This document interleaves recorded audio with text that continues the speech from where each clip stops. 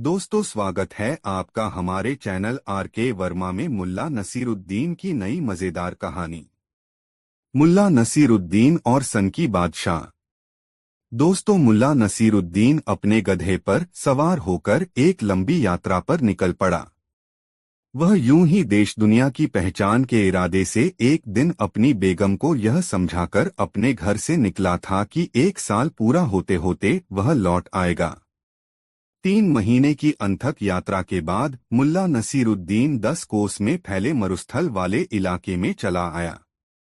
इस मरुस्थल के उस पार से एक नया राज्य शुरू होता था। अगर मरुस्थल पूरी तरह सीधे रास्ते से पार कर लिया जाए तो उस राज्य की राजधानी में पहुंचा जा सकता था। मरुस्थल कहने को तो 10 कोस चौड़ाई वाला था, मगर उसे पार करने में 7 दिन लगते थे। वैसे ऊंट की सवारी की जाए तब सफर आसान और कम समय लेने वाला हो जाता। मरुस्थल के किनारे पहुंचकर मुल्ला नसीरुद्दीन ने पता किया कि उसके पार जाने का सबसे आसान तरीका क्या हो सकता है। उसके किनारे एक छोटा सा गांव बसा हुआ था। उस गांव के लोग मुल्ला नसीरुद्दीन की नुकीली दाढ़ी और नोकदार टोपी देखकर उसे बताने लगे, भाई मेरे, मरुस्थल के पार जाने का तुम अपना इरादा त्याग दो, और अगर तुम्हें किसी कारण मरुस्थल के पार जाना ही है तो पहले अपनी दाढ़ी कटा लो, नोकदार टोपी उतारकर झोले में रख लो, फिर मरुस्थल के पार जाने की राह तलाशना। मुल्ला नसीरुद्दीन ने उस गांव के लोगों से पूछा, आखिर क्यों? मेरी दाढ़ी तो मेरे गाल से लटकी है, इससे किसी को क्या परेशानी? परेशानी पूछते हो? परेशानी ही परेशानी है, क्योंकि दाढ़ी रखकर मरुस्थल के पार जाना नादानी है। उस पार का बादशाह सन की है। किसी के चेहरे पर दाढ़ी देखने से वह भड़क उठता है। वह जितना सन की है उतना ही अंधविश्वासी भी। शकुन का विचार करके चलता है। उस बादशाह की अकड़ भी ऐसी है कि छोटी छोटी गलतियों पर सजा देता रहता है। सबसे छोटी सजा वह 5 कोड़े की देता है। सजा देने वाला एक मुस्टंडा आदमी हाथ में कोड़े लिए बादशाह के पास हमेशा बना रहता है। बादशाह जिस दिन राजधानी में निकल गया उस दिन वहां 150 लोगों को कोड़ों की सजा मिलनी तय है। गांव वाले की बात सुनकर मुल्ला नसीरुद्दीन बहुत उलझन में पड़ गया। उलझन इस बात की नहीं थी कि उसे सन की बादशाह के राज्य में जाना था, उलझन इस बात की थी कि बादशाह को उसकी सनक से दूर कैसे किया जाए। 3 महीने से लगातार यात्रा करने पर मुल्ला नसीरुद्दीन के वस्त्र मैले हो गए थे। बाल और दाढ़ी बेतरतीब हो चुके थे, नाखून बढ़ गए थे। अजीब बेनूर चेहरा हो गया था उसका। ऊपर से मुल्ला नसीरुद्दीन मरुस्थली गांव में पहुंच गया था, जहां हवा के साथ बालू के कण शरीर बेधते प्रतीत हो रहे थे। मुल्ला नसीरुद्दीन ने सोचा, अच्छा हुआ कि वह इस गांव में चला आया। अब 2-4 दिन यहीं रुककर सन की बादशाह के बारे में पता लगा लिया जाए। इसके बाद फिर आगे की यात्रा आरंभ होगी। मुल्ला नसीरुद्दीन ने उस गांव वाले से रात्रि विश्राम के लिए ठिकाना तलाशने में मदद करने की गुजारिश की। गांव वाले ने मुल्ला नसीरुद्दीन से कहा, यहाँ हमारे गांव में रात्रि विश्राम के लिए तो क्या पूरी जिंदगी के लिए ठिकाना मिलना आसान भी है और कठिन भी। यदि गांव के मुखिया को तुम्हारा सरोकार समझ में आ जाएगा तब तुम जब तक चाहो यहाँ रह सकते हो।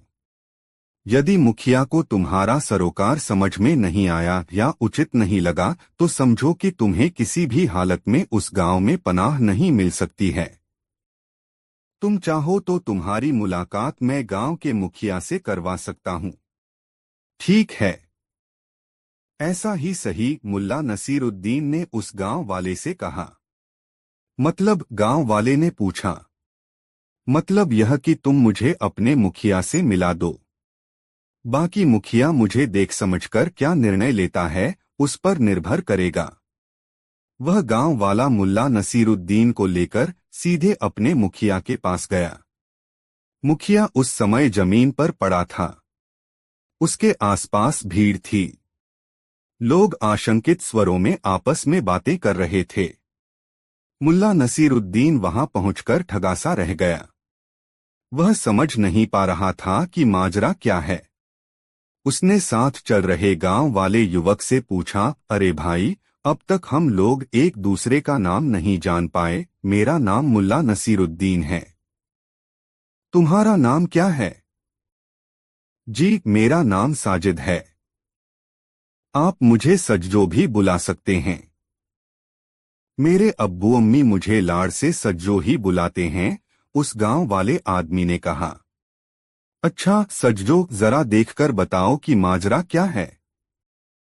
यहाँ इतनी भीड़ क्यों लगी है? थोड़ी देर के लिए वह युवक, जिसका नाम साजिद था, भीड़ में खोया सा गया और जब वह भीड़ से बाहर निकला तो हाफता हुआ सीधे मुल्ला नसीरुद्दीन के पास पहुंचकर कहने लगा, गजब हो गया मुल्ला साहब, गजब हो गया।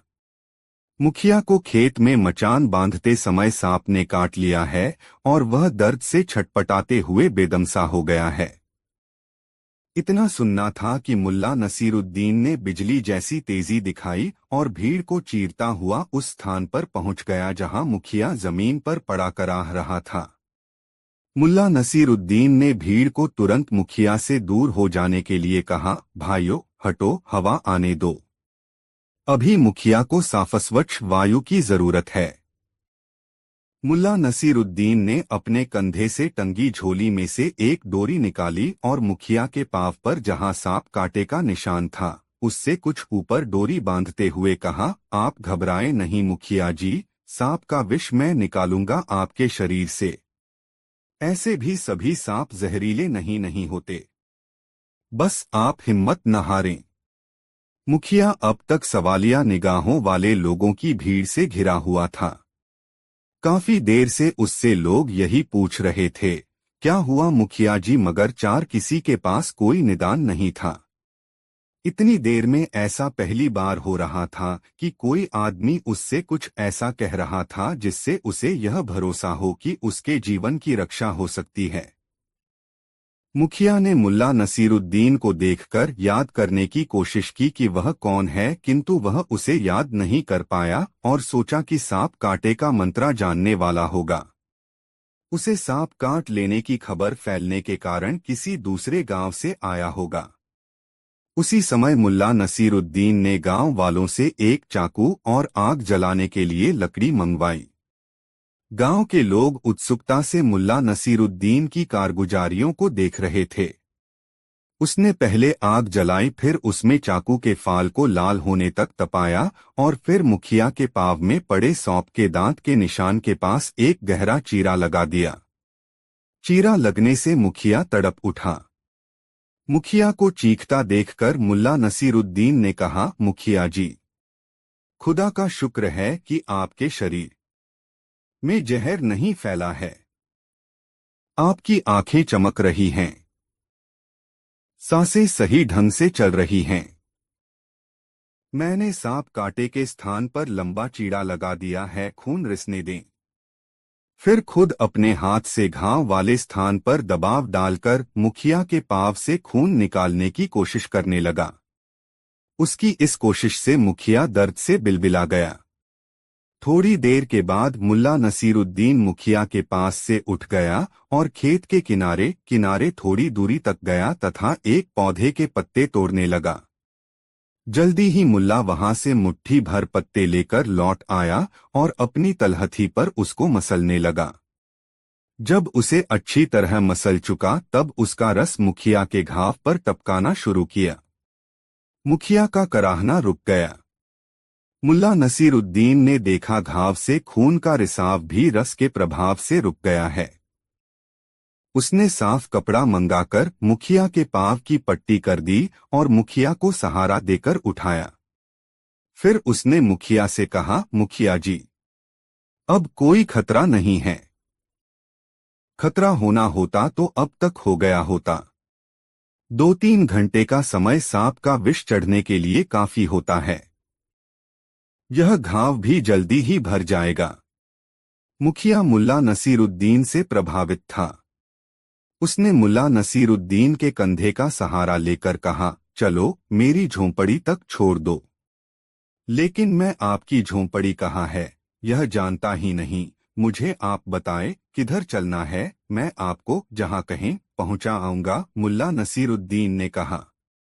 मुखिया ने मुल्ला नसीरुद्दीन का चेहरा देखा, फिर उसे भरपूर दृष्टि से सर्वांगीण निहारा और पूछा, परदेसी हो? जी हाँ मुखिया जी, परदेसी हैं और साजिद के साथ आपके पास इस गांव में 2-4 रोज ठहरने की इजाजत लेने के लिए आया था, मुल्ला नसीरुद्दीन ने कहा। साजिद? साजिद? अच्छा वो सजजो? तुम उसे कैसे जानते हो? मुखिया ने मुल्ला नसीरुद्दीन से पूछा। जैसे आपको जानता हूँ। कोई परिचय नहीं है, फिर भी परिचय है। कोई सरोकार नहीं है, फिर भी सरोकार है, मुल्ला नसीरुद्दीन ने सरलता से कहा। उसके चेहरे पर मासूमियत विराज रही थी। मुखिया मुल्ला नसीरुद्दीन का कंधा थामे अपनी झोंपड़ी की ओर चल रहा था। थोड़ी ही देर में वह अपनी झोंपड़ी के सामने था। उसने मुल्ला नसीरुद्दीन से पूछा, परदेसी तुम्हारा नाम क्या है? मेरा नाम मुल्ला नसीरुद्दीन है। मुल्ला नसीरुद्दीन मुखिया कई बार यह नाम उच्चारित किया और अचानक बैंक कर पूछने लगा, मुल्ला नसीरुद्दीन? कहीं बुखारा वाला मुल्ला नसीरुद्दीन तो नहीं? हाँ वही, मुल्ला नसीरुद्दीन ने कहा। अरे मुल्ला नसीरुद्दीन, आप मेरी झोंपड़ी में मेहमान बनकर जब तक चाहे रहें। यह तो हमारा सौभाग्य है कि आप हमारे घर मेहमान होंगे। मुल्ला नसीरुद्दीन को उस गांव में रहने की इजाजत मिल गई और मरुस्थल के उस पार के राज्य और वहां के सनकी बादशाह के बारे में सटीक जानकारियों देने के लिए मुखिया की आत्मीयता प्राप्त हो गई। दूसरे दिन मुल्ला नसीरुद्दीन ने मुखिया के घाव की पट्टी बदली। उस समय वह मुखिया को देवदूत की तरह लग रहा था। पट्टी बदल देने के बाद उसने मुखिया से कहा, 2-3 दिन में ही घाव भर जाएगा, आप चिंता न करें। मुझे अब कोई चिंता नहीं हो रही है। तुम अब मेरे पास हो, यही मेरे लिए बहुत है। मुखिया शाम तक पूरी तरह खुद को स्वस्थ महसूस करने लगा, तब उसने साजिद को बुलवाया। साजिद के आने पर मुखिया ने उससे कहा, सज्जो, जानते हो तुम जिस अजनबी को लेकर आए, वह अजनबी बुखारा की जानीमानी हस्ती है। एक बहुत बड़ा विद्वान और समझदार व्यक्ति। आज से तुम उसकी सेवा और सहयोग के लिए उसके साथ रहो। वह जिधर जाना चाहे ले जाओ और जो कुछ भी देखना चाहे उसे दिखाओ। मुल्ला नसीरुद्दीन उस समय झोंपड़ी के बाहर टहलते हुए मुखिया के पांव के घाव के लिए औषधीय पौधे की तलाश कर रहा था। वह 2 मुट्ठी औषधीय पत्ते तोड़कर मुखिया की झोंपड़ी में आया। तब मुखिया ने उससे कहा, मुल्ला नसीरुद्दीन, अभी से आपकी सेवा सहायता के लिए मैंने साजिद को तैनात किया है। आपको जिस चीज की जरूरत हो निःसंकोच उससे कहना। मुझे शायद किसी चीज की जरूरत नहीं पड़े। भोजन और शयन की व्यवस्था आपने कर दी है। इससे ज्यादा मुझे कुछ चाहिए नहीं। आपके पांव के घाव भर जाए तब तक मैं यहाँ रुकूंगा। इसके बाद मरुस्थल पार के राज्य में जाऊंगा। सुना है वहां के लोग अपने बादशाह से परेशान हैं और उसे सनकी मानते हैं, मुल्ला ने मुखिया से कहा। अच्छा तो इस गांव में रुकने का तुम्हारा यह मकसद था? मुखिया ने मुल्ला नसीरुद्दीन की आंखों में झांकते हुए कहा। थोड़ी देर तक मुखिया चुप रहा और फिर मुल्ला नसीरुद्दीन से कहने लगा, मुल्ला नसीरुद्दीन, मेरी समझ से बादशाह अंधविश्वासी हो गया है। उसका अंधविश्वास ही उसकी सनक का कारण है। अंधविश्वास? कैसा अंधविश्वास है बादशाह को? बादशाह को अंधविश्वास है कि दाढ़ी वाले व्यक्ति मनहूस होते हैं। अगर कोई दाढ़ी वाला सुबह सुबह दिख जाए तो पूरा दिन व्यर्थ हो जाता है। उसे यह अंधविश्वास उस दिन से है जिस दिन सुबह सुबह उसके पिता से एक दाढ़ी वाला सौदागर मिलने आया। उस दिन ही उसके पिता घोड़े से गिर पड़े और उन्हें अंदरूनी चोटें आईं। उसके बाद उसके पिता लंबे समय तक बीमार रहे और एक दिन बिस्तर पर ही प्राण त्याग दिया। उस समय ज्योतिषी, नजूमी वगैरह की खूब चली। यह नजूमियों की ही कारस्तानी है कि बादशाह के दिमाग में कूट कूट कर अंधविश्वास भर दिया गया है। अब तो बादशाह घर से बाहर निकलता है तो पहले उसके लिए अनुकूल माहौल तैयार किया जाता है और उसके सुरक्षाकर्मी सख्त ताकीद करते हैं कि सड़क पर कोई दाढ़ी वाला दिखे तो उसे सड़क से हटा दिया जाए। मुखिया ने मुल्ला नसीरुद्दीन को बताया। यह जानकारी मुल्ला नसीरुद्दीन के लिए काफी थी। मुल्ला नसीरुद्दीन 3 दिनों तक मुखिया के साथ उसकी झोंपड़ी में रहा। उसकी तीमारदारी की और जब मुखिया का घाव सूख गया तब मरुस्थल पार करने की राह उसने मुखिया से पूछी। मुखिया ने उसे वह राह बता दी जिससे आसानी से सनकी राजा के राज्य की राजधानी में पहुंचा जा सकता था। मुल्ला नसीरुद्दीन अपने गधे पर सवार हुआ और सनकी राजा के राज्य की राजधानी की तरफ चल पड़ा। उसका गधा पूरे 1 हफ्ते तक आराम कर चुका था, इसलिए मस्ती में दौड़ रहा था, ठपट पटपाक ठपट पटपाक।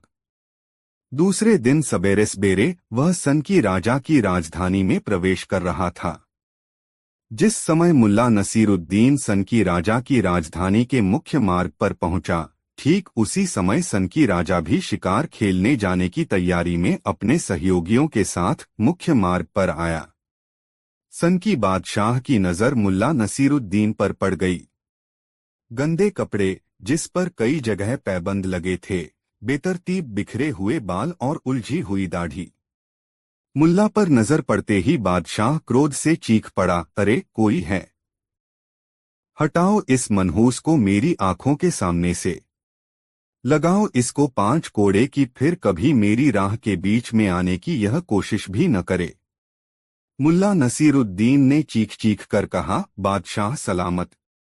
मेरे कपड़े गंदे हैं और बेशक मेरे बाल व मेरी दाढ़ी बेतरतीब है, मगर मेरा विश्वास करें, मैं मनहूस नहीं हूँ। मगर तब तक बादशाह का मुस्टंडा आकर मुल्ला नसीरुद्दीन को 5 कोड़े लगा गया। कोड़े की मार से मुल्ला नसीरुद्दीन बेदम होकर उस सड़क के किनारे गिर पड़ा और देर तक वहीं पड़ा रहा। सनकी बादशाह अपने कुनबे के साथ भुनभुनाता हुआ चल पड़ा शिकार के लिए। जंगल में प्रवेश करते ही बादशाह के सामने अपने झुंड से बिछड़ा हुआ एक हिरण आ गया।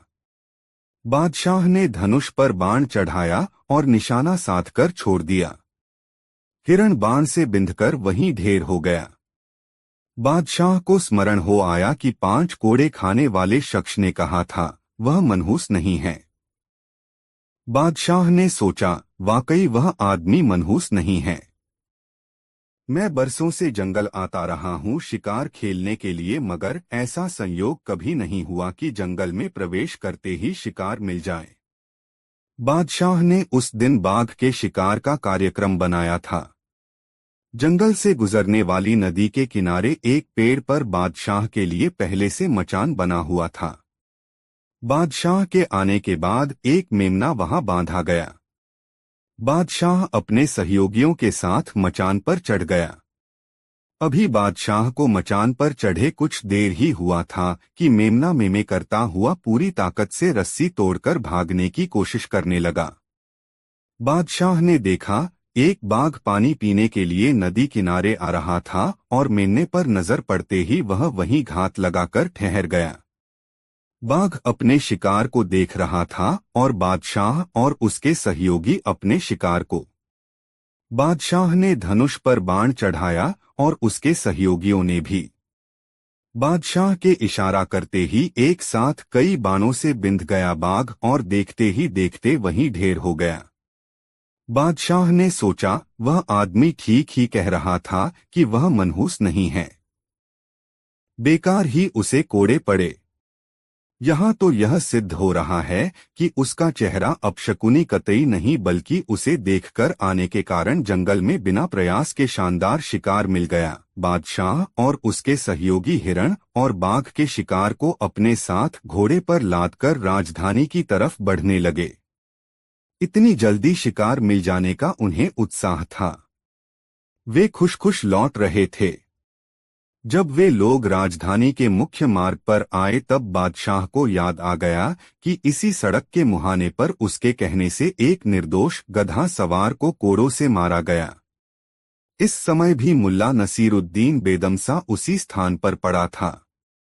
बादशाह अपने सहयोगियों के साथ जब उस स्थान पर पहुंचा तो अचानक उसने अपना घोड़ा रोक लिया और घोड़े से उतरकर उसने मुल्ला नसीरुद्दीन से कहा, मुसाफिर, तुमने ठीक कहा था, तुम मनहूस नहीं हो। देखो, आज तुम्हें देखकर जंगल जाने से हमें कितना शानदार शिकार मिला। मुल्ला नसीरुद्दीन ने कराहते हुए बादशाह से कहा, बादशाह सलामत, आप मेरे चेहरे नहीं अपने चेहरे के बारे में सोचिए कि वह कैसा है जिसे सुबह सुबह पहली बार देखने के बाद मुझे अकारण कोड़े खाने पड़े और मेरी हालत यह हो गई कि जमीन से उठ पाना भी मुश्किल हो गया है। मुल्ला नसीरुद्दीन की बात सुनकर बादशाह बहुत लज्जित हुआ और मुल्ला नसीरुद्दीन को वहां से उठवाकर अपने महल में ले आया, जहां बादशाही चिकित्सक के इलाज से वह जल्दी ही ठीक हो गया। जब उस राज्य से मुल्ला नसीरुद्दीन अपने गांव की ओर लौटने लगा तब तक बादशाह अपनी सनक से आजाद हो चुका था। दोस्तों, वीडियो को एक लाइक जरूर करें और कमेंट में बताएं यह कहानी आपको कैसी लगी। दोस्तों, मुल्ला नसीरुद्दीन के गांव में कहीं से एक मौलवी आ गया। गांव वालों ने मौलवी की बड़ी इज्जत की और उसे गांव की मस्जिद में ठहरा दिया। गांव वाले समय समय पर मौलवी का हालचाल लेते रहते। इस तरह वह मौलवी गांव के प्रायः हर शख्स से परिचित हो गया। मौलवी प्रायः मस्जिद की छत से सड़क पर आते जाते लोगों को देखा करता था। अमूमन हर रोज उसे एक पतली लंबी दाढ़ी वाला आदमी सिर पर नोकदार टोपी लगाए एक गधे पर बैठा मस्जिद के आगे से गुजरता हुआ दिखाई पड़ता था। इस आदमी को देखकर मौलाना के मन में यह सवाल पैदा होता, आखिर यह शख्स कौन है? गांव का हर रसूखदार आदमी उससे मस्जिद में आकर भेंट कर चुका है। गांव वालों के ज़हन में यह बात भी बैठ गई है कि मौलवी बहुत ज्ञानी है, मगर यह शख्स तो उससे कभी मिलने नहीं आया। एक दिन नमाज के बाद जब लोग मस्जिद से जाने लगे, उसी वक्त मुल्ला नसीरुद्दीन अपने गधे पर सवार होकर उधर से गुजरा।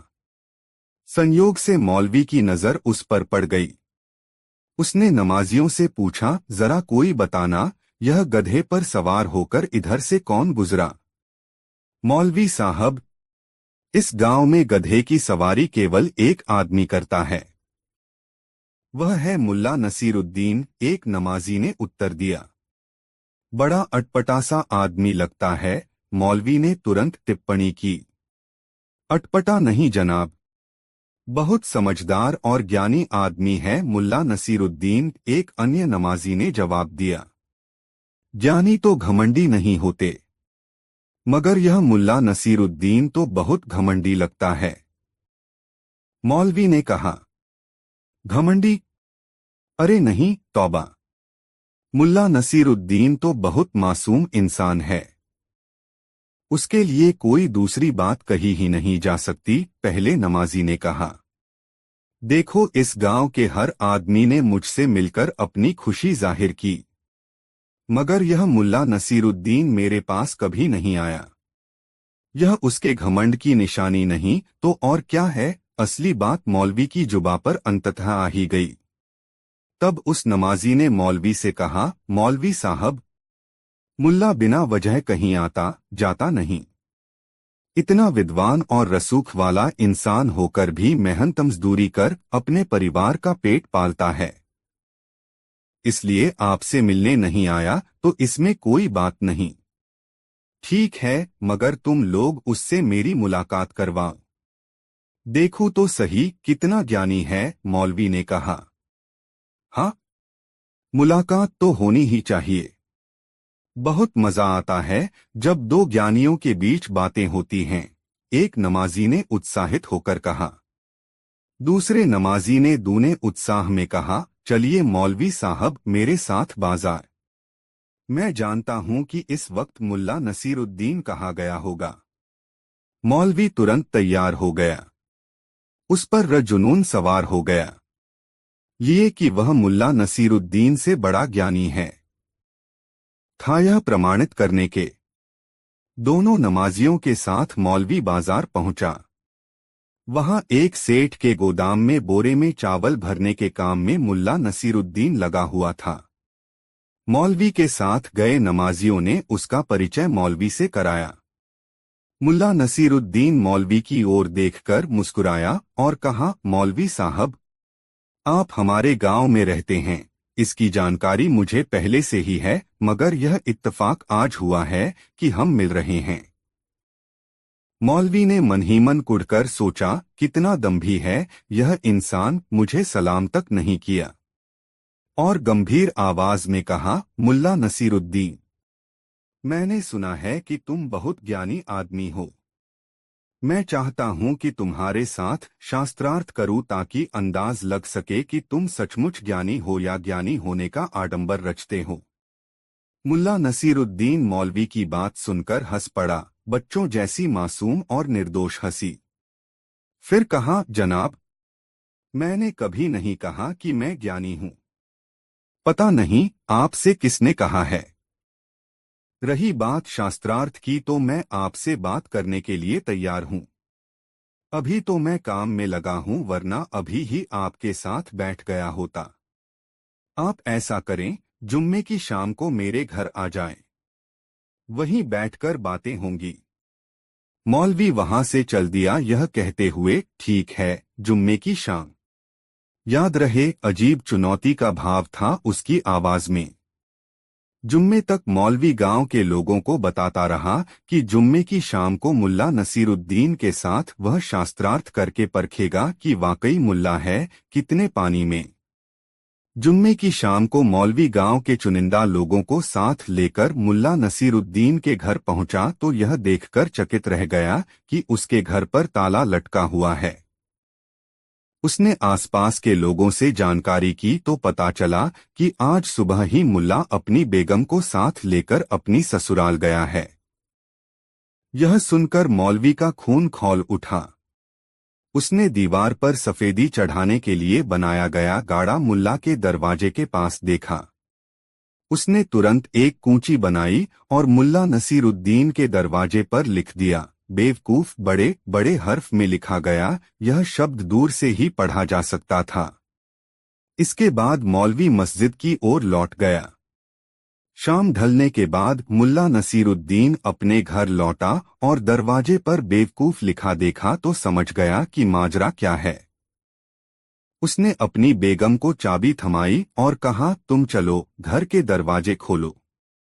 मैं अभी आया। बेगम कुछ कहती उससे पहले नसीरुद्दीन तेज कदमों से चलता हुआ मस्जिद पहुंच गया और मौलाना से जाकर कहा, माफ कीजिए जनाब, मैं भूल गया था कि आज आप मेरे गरीब खाने पर शास्त्रार्थ के लिए आने वाले हैं, वरना मैं ससुराल नहीं जाता। मगर मुझे याद था और मैं गया भी था। आपके दरवाजे से लौट आया, मौलवी ने कहा। हाँ, जवाब। दरवाजे पर आपका नाम बड़े हो में देखकर मैं समझ गया और आपसे माफी मांगने चला आया। अच्छा, अब चलता हूँ। मौलवी अचकाया सा मुल्ला को देखने लगा और मुल्ला अपनी दाढ़ी सहलाता हुआ मस्जिद से बाहर आ गया। दोस्तों, यह वीडियो अपने मित्रों को जरूर शेयर करें। 3 दोस्तों। मुल्ला नसीरुद्दीन की पत्नी एक दिन सुबह सुबह घर के मैले कपड़े धोने बैठी। मुल्ला सुबह की सैर के लिए निकल गया। उन दिनों मुल्ला को सेहत सुधारने के लिए कुछ न कुछ करने का चस्का लग गया था। वह समय समय पर अपनी पत्नी को नसीहत देता रहता, खाली मत बैठो, हमेशा कुछ न कुछ करती रहो। इससे शरीर चुस्त दुरुस्त, दिमाग तरोताजा और मन शांत रहता है। खुदा की यही 3 नियामतें हैं। इन्हें जिसने पा लिया वही खुशकिस्मत है। मुझे देखो, हमेशा सक्रिय रहता हूँ, जिससे मेरा मन मेरे नियंत्रण में रहता है। मेरा शरीर मेरी चेष्टाओं की अवहेलना नहीं करता। मेरे कदम नपेतुले होते हैं और दिमाग हमेशा तरोताजा बना रहता है, जिससे मुझसे गलतियां नहीं होती। हाँ, तो मुल्ला नसीरुद्दीन सुबह की सैर के लिए निकल गया। घंटे भर बाद लौटा। उस समय भी उसकी गोलमटोल बेगम कपड़े धोने में लगी हुई थी। मुल्ला को सैर करके वापस आया देख उसकी बेगम ने उसे आवाज लगा दी, जरा इन धुले कपड़ों को छत पर फैला आइए। मुल्ला को पत्नी का यह निर्देश पसंद नहीं आया। उसने तुरंत कहा, अरे क्या आधा अधूरा काम करती हो? कपड़े धोने का मतलब कपड़े की धुलाई करना, उन्हें सुखाना, सुखाने के बाद शिकन हटाने के लिए उन पर इस्त्री करना और तह लगाकर उन्हें करीने से अलमारी में रखना भी होता है। मगर तुम्हें कौन समझाए? इतने दिनों से गृहस्थी संभाल रही हो मगर अब तक तुम में कपड़े धोने तक का शऊर नहीं आया। मुल्ला की तकरीर सुनकर उसकी पत्नी जल भुन गई, मगर वह करती भी क्या। उसने मुल्ला के मुंह लगने से बेहतर यही समझा कि खुद उठकर कपड़ों को फैला आए। सुबह से लगातार कपड़े धोते रहने के कारण वह थक भी गई थी। इसलिए वह उठी और कपड़ों को बटोर कर ले जाने लगी कि आंगन में एक स्थान पर काई होने के कारण उसका पाँव फिसल गया और संभलने की कोशिश में उसके हाथ से छिटककर धोए कपड़े दूर जा गिरे। कपड़ों में जगह जगह मिट्टी लग गई। मुल्ला की पत्नी ने कपड़े उठाए और उन्हें लेकर फिर से खंगालना शुरू किया। मुल्ला यह नजारा देख रहा था। उसे पत्नी पर बोलने का फिर अवसर मिल गया। उसने पत्नी से कहा, देखा बेगम, मन और शरीर में संतुलन नहीं होने से ऐसा ही होता है।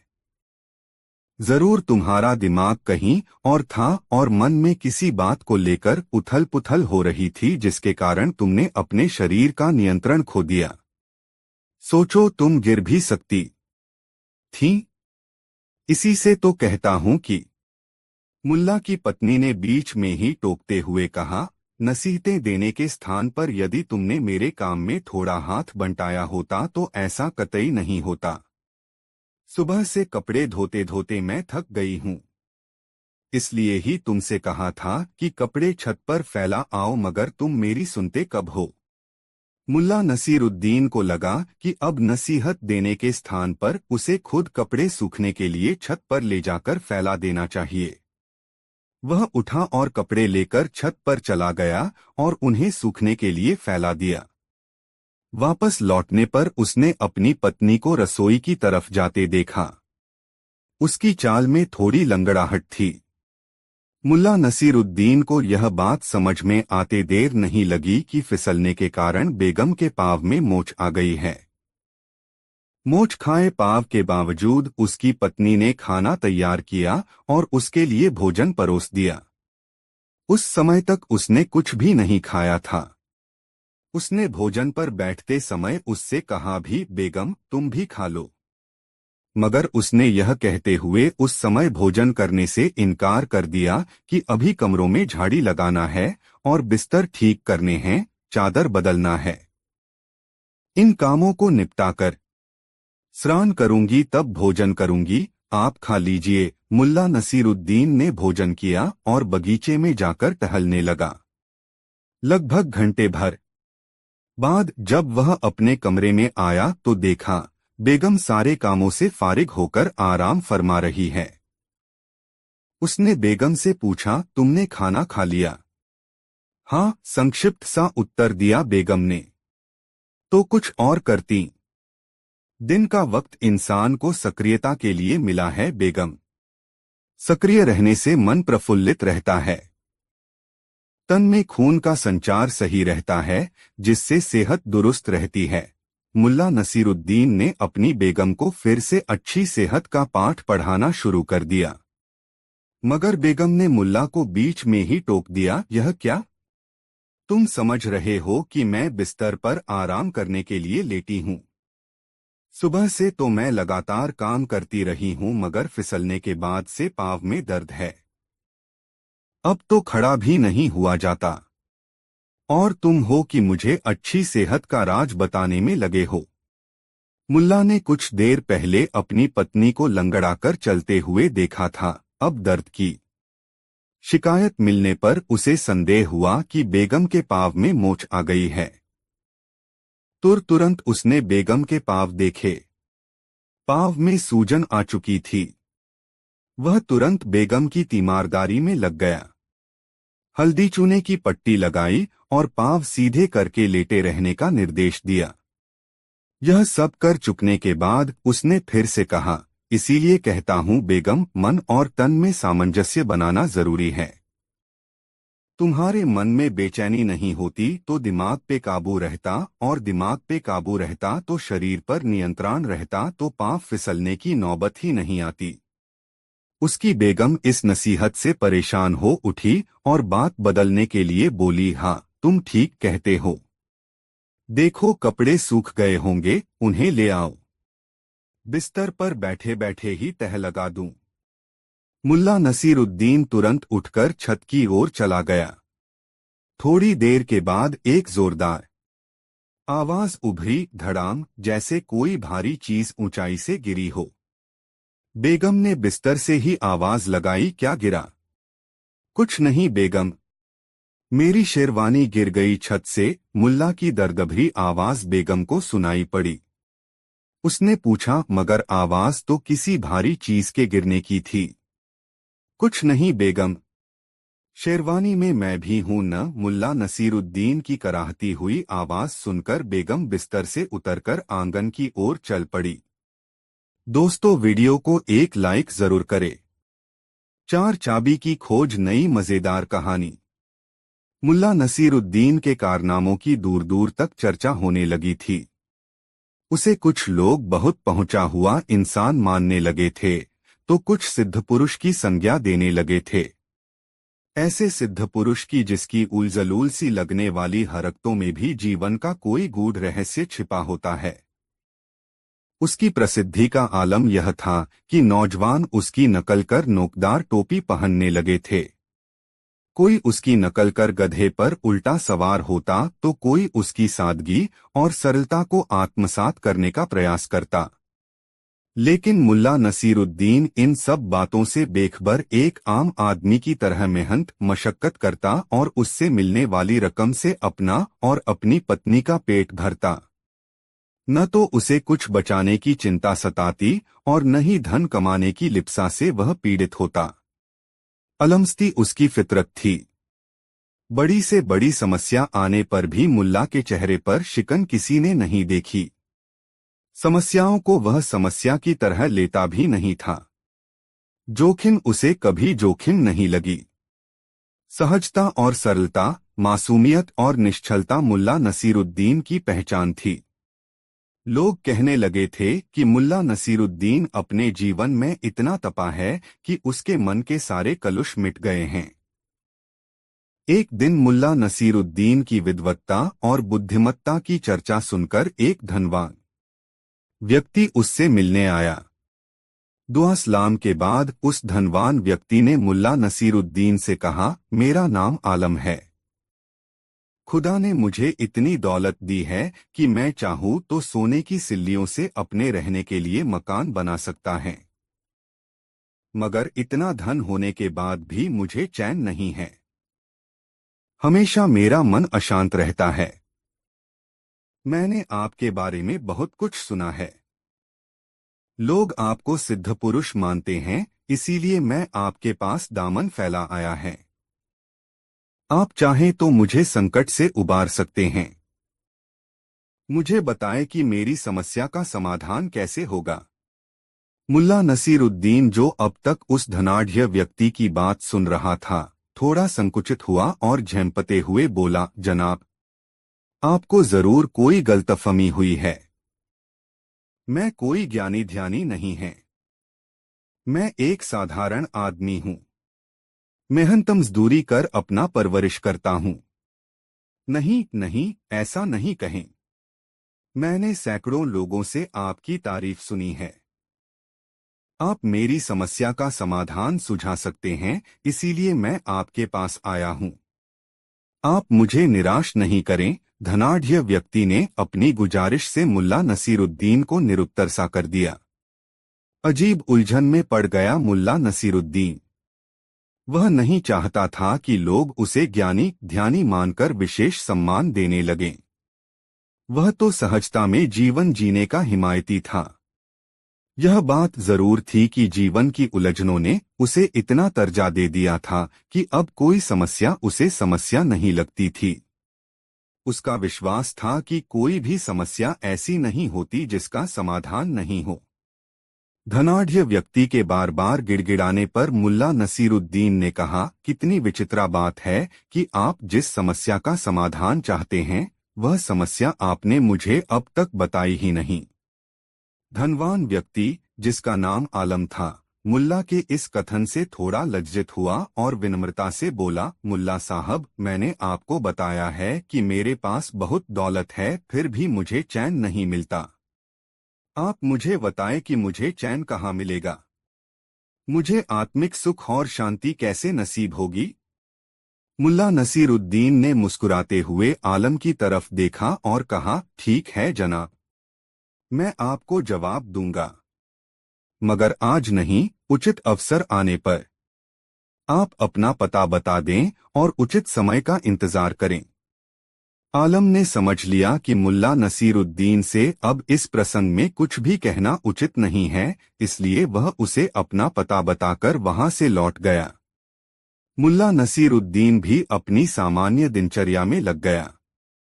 इसी तरह कुछ दिन बीत गए। आलम को लगने लगा कि मुल्ला नसीरुद्दीन उसकी बात का जवाब देना नहीं चाहता। चूंकि बेचैनी उसका स्वभाव था, इसलिए वह प्रायः ऐसे भी सोचता, न जाने मुझसे कौन सी खता हो गई है कि मुल्ला नसीरुद्दीन की कृपा दृष्टि मुझे नहीं मिल पाई। एक दिन शाम को आलम अपने घर के सामने की सड़क से गुजर रहा था। उसने देखा मुल्ला नसीरुद्दीन एक पेड़ के नीचे कुछ तलाश कर रहा है।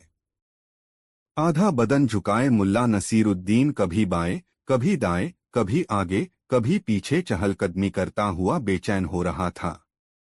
मुल्ला नसीरुद्दीन को बेचैनी की स्थिति में कुछ तलाशते देख आलम खुद बेचैन हो उठा, यह जानने के लिए कि आखिर मुल्ला नसीरुद्दीन का क्या खो गया है जिसकी तलाश वे इस कदर बेचैन होकर कर रहे हैं।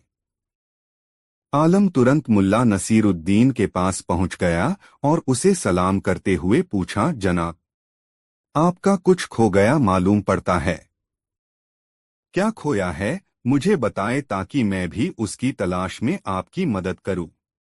मेरी चाबी खो गई है। जेब में थी, जेब से गिर गई। उसी को तलाश रहा हूं, मुल्ला नसीरुद्दीन ने कहा। कहाँ गिरी चाबी? उत्सुकतापूर्वक आलम ने मुल्ला नसीरुद्दीन से पूछा। चाबी तो मेरे कमरे में ही कहीं गिर गई थी। आज सवेरे जब मैं बाहर निकलने के लिए अपने कपड़े पहन रहा था, मुल्ला नसीरुद्दीन ने बड़ी मासूमियत से उत्तर दिया। अरे, कमाल है, चाबी गिरी आपके कमरे में और आप तलाश रहे हैं यहाँ? चैंक कर आलम ने मुल्ला नसीरुद्दीन से कहा। बहुत मासूमियत से मुल्ला नसीरुद्दीन ने कहा, हाँ, दरअसल बात ऐसी है कि मेरे कमरे में अंधेरा है, इसलिए चाबी वहां तलाशना मुश्किल है। इस समय यहाँ उजाला है, यही उजाला देखकर मैं यहाँ चाबी खोजने लगा, मुल्ला नसीरुद्दीन ने उत्तर दिया। आलम को मुल्ला नसीरुद्दीन का यह उत्तर अटपटा लगा। उसने बड़ी बेबाकी के साथ मुल्ला नसीरुद्दीन से कहा, जनाब, मैं तो आपको एक सिद्ध पुरुष मानता था। समझता था कि आप बड़े बुद्धिमान हैं। मगर आप अभी जो काम कर रहे हैं वैसा तो कोई मूर्ख भी नहीं करेगा। अदना से अदना आदमी भी यह समझता है कि कोई वस्तु जहां गिरी है वहीं से मिलेगी। ऐसा तो हो ही नहीं सकता कि चाबी गिरे कमरे में और चाबी मिले पेड़ के तने के पास मुख्य सड़क पर। आलम की बात सुनकर मुल्ला नसीरुद्दीन जोरों से हंसने लगा, बिल्कुल बावलों की तरह, और हंसते हंसते बोला, आलम, आप तो मेरी तरह ही हरकतें कर रहे हैं। सुख और शांति सद्भाव और निश्चितता में है, लेकिन आप उसकी खोज धन से करना चाहते हैं। धन से कभी सुख और शांति किसी को नसीब हुई है? मुल्ला नसीरुद्दीन की बात सुनकर आलम को अचानक याद आ गया कि एक दिन उसने मुल्ला नसीरुद्दीन से जानना चाहा था कि उसे सुख और शांति कैसे नसीब होगी, और मुल्ला ने जवाब दिया था, उचित अवसर आने पर बताऊंगा। आलम समझ गया कि चाबी की खोज महज एक बहाना था। उसे सही प्रयास की दिशा बताने के लिए ही मुल्ला नसीरुद्दीन ने चाबी खोजने का नाटक किया है। वह स्वतः मुल्ला नसीरुद्दीन के कदमों पर लौट गया और कहा, धन्य हुआ मैं, आपने मेरी उलझन दूर कर दी।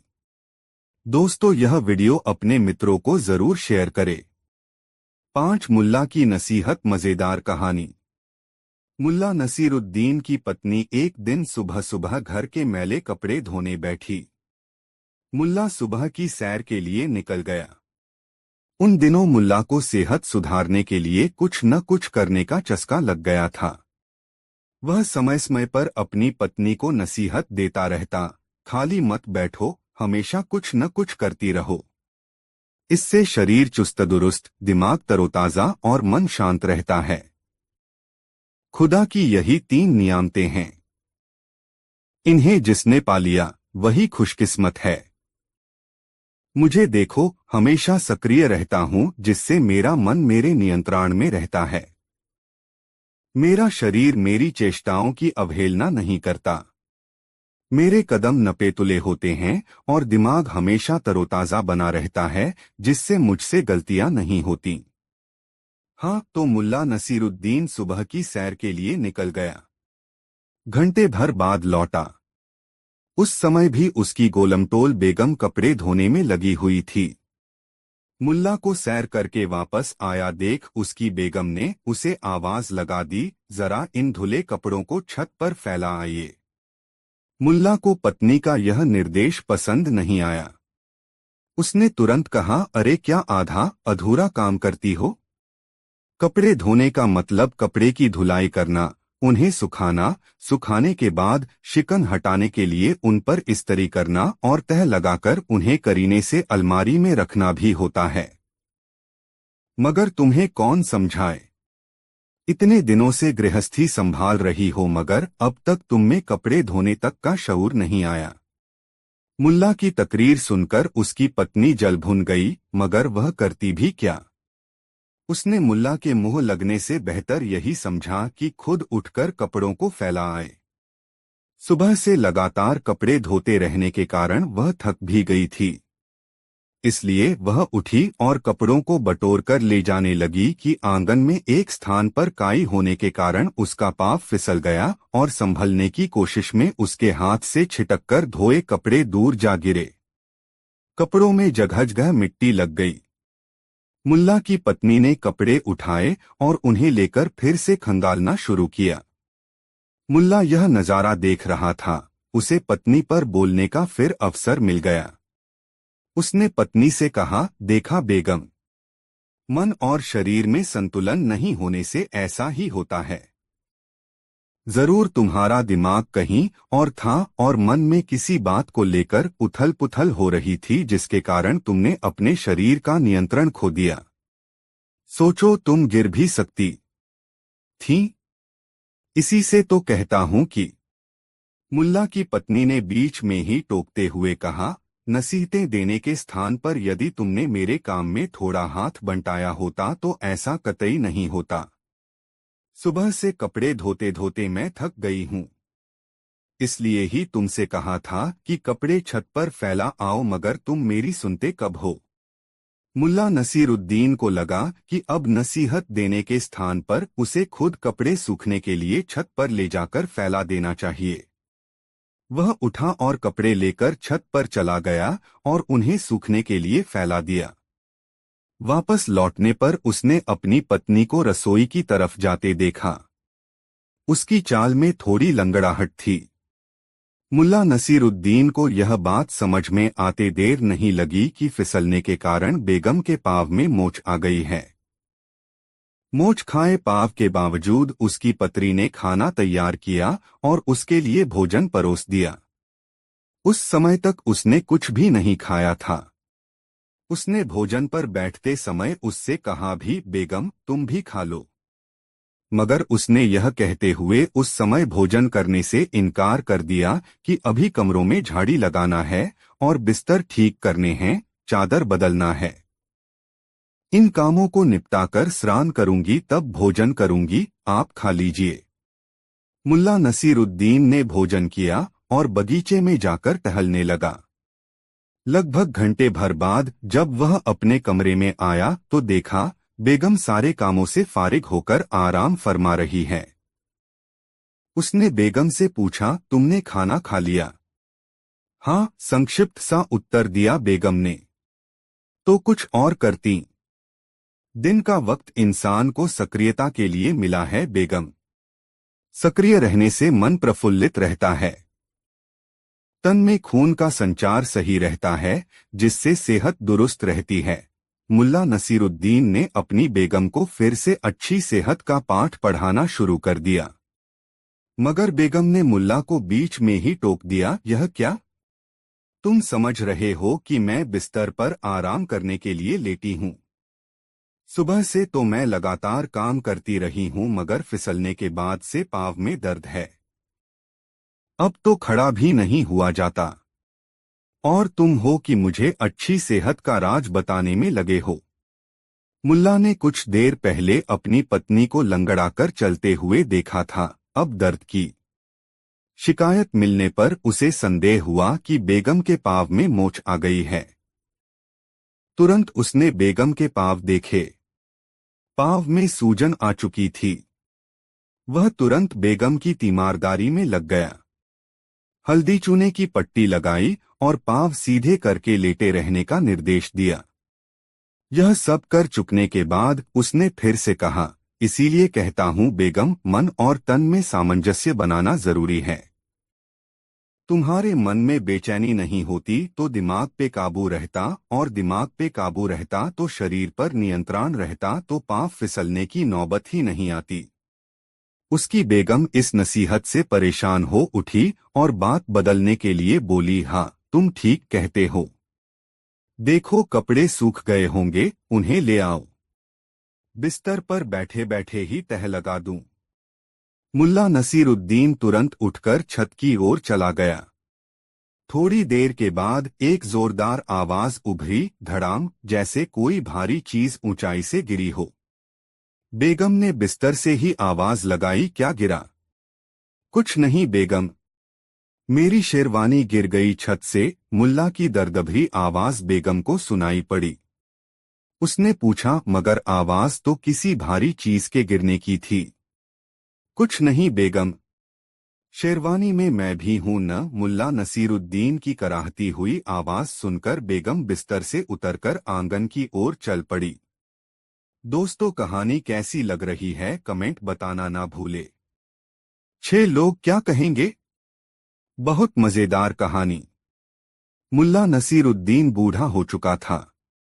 जीवन जीने के उसके निराले अंदाज के कारण उसके पास लोगों की भीड़ लगी रहती थी। ये ऐसे लोग थे जिन्हें लगता था कि मुल्ला नसीरुद्दीन में कोई करिश्माई ताकत है जो उसे हर तरह की मुसीबत से महफूज रखती है। मुल्ला इन लोगों को समझाता रहता था कि उसमें कोई करिश्माई ताकत नहीं है, बल्कि और लोगों से उसमें केवल इतना फर्क है कि वह कुछ करने से पहले यह नहीं सोचता कि लोग क्या कहेंगे, और करता वही है जो उचित हो, न्यायसंगत हो। ये लोग जो उसके आसपास बने रहते थे, वे गर्व से कहा करते थे, हम मुल्ला नसीरुद्दीन के शिष्य हैं। मुल्ला नसीरुद्दीन के बार बार कहने पर जब उसके ये शिष्य यह स्वीकार करने को तैयार नहीं हुए कि उसमें कोई करिश्माई ताकत नहीं है, तब एक दिन बहुत विचार करने के बाद उसने अपने शिष्यों को अपने पास बुलाया। फिर एक शिष्य को निर्देश दिया, जाओ रहमत खान, मेरा गधा लेकर आओ। रहमत खान तुरंत गधा लेकर उपस्थित हुआ। मुल्ला नसीरुद्दीन गधे पर उल्टा बैठा, यानी गधे के दुम की तरफ अपना मुंह करके बैठा। मुल्ला नसीरुद्दीन को उसके एक शिष्य ने टोका, मुल्ला साहब, आप गधे पर उल्टा बैठे हैं। ऐसे बैठा देखकर लोग आपको क्या कहेंगे? अरे अभी से इतनी बेसब्री क्यों? वक्त आने पर तुम्हें तुम्हारे प्रश्न का उत्तर अवश्य मिल जाएगा। बेसब्र मत हो, थोड़ा इंतजार करो, मुल्ला नसीरुद्दीन ने उस शिष्य को जवाब दिया। फिर मुल्ला ने अपने गधे को एड़ लगाई, गधा चल पड़ा, ठपट पटपाक, ठप टप टपाक। अब एक अजीब नजारा था गांव की सड़कों पर। गधे पर उल्टा बैठे मुल्ला और मुल्ला की ओर मुंह कर चलते उसके शिष्य। गधा गांव की हर गली से परिचित था, इसलिए वह हर उस राह से गुजरा जिससे प्रायः मुल्ला नसीरुद्दीन गुजारा करता था। जो भी इस नजारे को देखता, हंसे बिना नहीं रहता।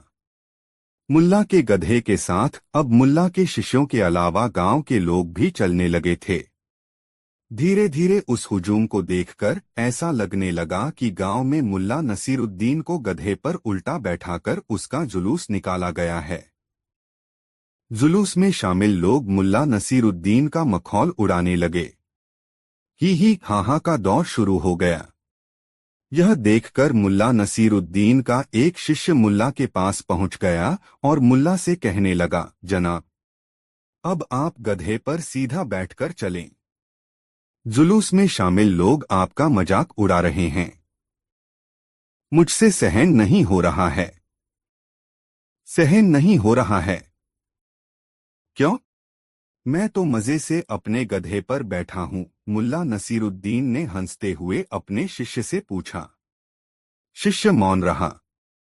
तब मुल्ला ने उससे कहा, देखो, मैं तेरे जज्बात की कदर करता हूं, मगर मैं यह सोचकर अपना इरादा कैसे बदल लूं कि लोग क्या कहते हैं या लोग क्या कहेंगे।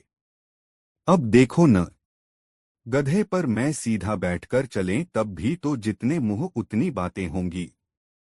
लोग कहेंगे गुरु की ओर पीठ करके चल रहे हैं शिष्य सारे। जब तुम लोग गधे के आगे चलोगे और जब तुम लोग मेरे पीछे पीछे चलने लगो तो मैं उस सुख से वंचित हो जाऊंगा जो मुझे अभी मिल रहा है। मैं बस गधा पर उल्टा बैठने के कारण यह सुख प्राप्त कर पा रहा हूं। मैं उल्टा बैठा हूं और तुम लोग मेरे पीछे पीछे चल रहे हो, फिर भी मुझे तुम लोगों का चेहरा देखना नसीब हो रहा है। हंसता, खिलखिलाता, मस्ती भरा चेहरा। कितना आनंद है इस तरह तुम लोगों को देखने में, यह बताना भी आसान नहीं है। लेकिन ये लोग आपको मूर्ख कह रहे हैं, शिष्य ने खींचकर कहा। मुल्ला नसीरुद्दीन ने पूछा, तुम यही चाहते हो न कि ये लोग मुझे मूर्ख नहीं कहें? तो यह भी बहुत आसान बात है। मैं चीखता हूँ, मुल्ला, तुम लोग नारा लगाओ, मूर्ख है। मैं पुकारूं, मुल्ला के शिष्य, तुम लोग चीखो, मूर्खाधिराज। देखो, तंग करने वाली जमात खुद ब खुद इस भीड़ से निकल जाएगी। इसके बाद मुल्ला मूर्ख है और मुल्ला के शिष्य मूर्खाधिराज की जबरदस्त नारेबाजी होने लगी। देखते देखते उस भीड़ से तंग करने वाले लोग निकल गए। फिर मुल्ला के शिष्यों ने तय किया कि अब वे काम करेंगे उचित और न्यायसंगत काम। इस बात की परवाह नहीं करेंगे कि लोग क्या कहेंगे।